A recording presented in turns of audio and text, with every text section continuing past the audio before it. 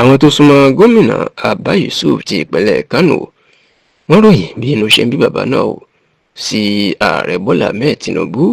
lórí àbẹ̀wò tí ààrẹ tó ṣe sí ìpínlẹ̀ náà lọ́jọ́ Ẹtì tí ṣe ọjọ́ Friday ọ̀sẹ̀ tó kọjá èyí tí ṣe ọjọ́ kejìlélógún nínú oṣù keje ọdún yìí the 18th of July 2025 tí wọ́n sì ní ìṣẹ̀lẹ̀ náà wọ́n ní ó dùn gómìnà Abba Yusuf débi pé ó fẹjọ́ sùn àwọn tí wọ́n ń ṣọ́ ààrẹ ní àwọn tó ń tẹ̀lé ààrẹ Tinubu lórí nǹkan tí ó ṣẹlẹ̀ náà.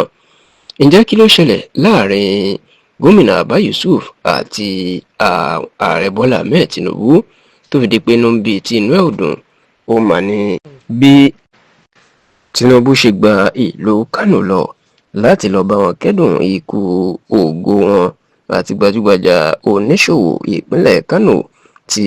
ó dolóògbé ìyẹn Alhaji Aminu Dantata. Ẹ sì rántí wípé ọjọ́ kejìdínlọ́gbọ̀n oṣù kẹfà ọdún yìí di 28th of June 2025 ó ní Alhaji Aminu Dantata ìlú mà jáde láyé lẹ́ni ọdún mẹ́rìnléláàádọ́rùn 94 years. Ìlú Abu Dhabi tó wà lórílẹ̀‐èdè United Arab Emirates UAE ó ní bàbá náà sì kú sí. Lẹ́yìn tó kú síbẹ̀ iná gbé òkú ẹ̀ kúrò níbẹ̀ lọ sí ìlú Medina lórílẹ̀‐èdè Saudi Arabia níbi tí wọ́n lọ padà sìnkú ẹ̀ sí nítorí tí wọ́n ní bàbá náà ti sọ àsọtẹ́lẹ̀ wípé ní ìgbàkúùgbà tí Allah tó bá pe òun sọ́dọ̀ ìlú Medina lórílẹ̀‐èdè Saudi Arabia níbi tí àwọn ẹni rẹ̀ tí wọ́n ń sùn sí ìlú náà fẹ́ sùn oorun gbẹ̀yìn òun sí eléyìí sì ni àwọn ẹbí ẹ̀ inú wọn mọ̀ṣẹ́ tó fi lọ sìnkú ẹ̀ sí orílẹ̀‐èdè Saudi Arabia. Ṣáà ọjọ́ Friday ọ̀sẹ̀ tó kọjá ẹni Tinubu ló gbéra kúrò ní ìlú Àbújá lọ sí ìlú Kánò láti lọ bá àwọn ẹbí Alhaji Aminu Dantata tó dàbí bàbá fún ọkùnrin tó lówó jù ní Nàìjíríà àti ilẹ̀ adúláwọ̀ Alhaji Aliko Dangote.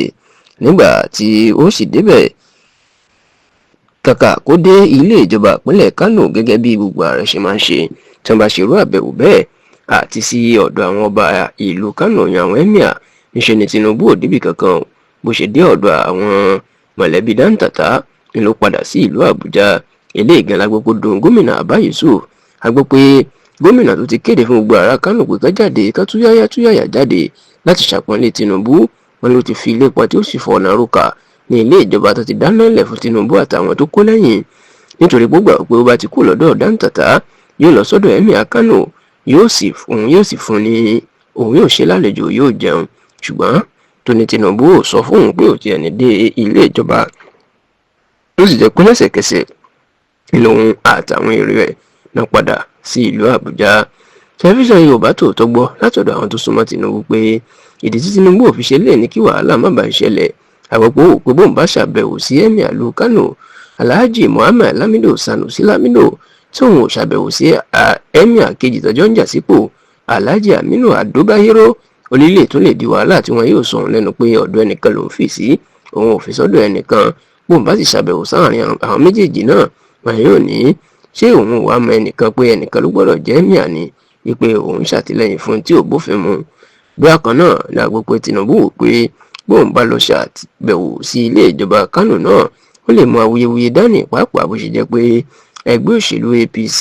àti gómìnà Abba Yusuf wọn gbá tara wọn. Gbogbo eléyìí la gbọ́ pé ó jẹ́ kí Tinubu fọgbọ́n ṣe é ṣùgbọ́n tá ló dùn gómìnà Abba Yusuf tá a sì gbọ́ pé ó ti fẹjọ́ sọ àwọn tó wà lórí bí wọ́n ṣe máa ń ṣètò ibi tí Tinubu yóò lọ àti bẹ́ẹ̀ yóò ṣeré ìyún protocol team. Wọn lọ gbọ́ pé ó ti fi ẹ̀hónú ẹ̀ hàn fún wọn pé inú ń bàjẹ́ fún bí Tinubu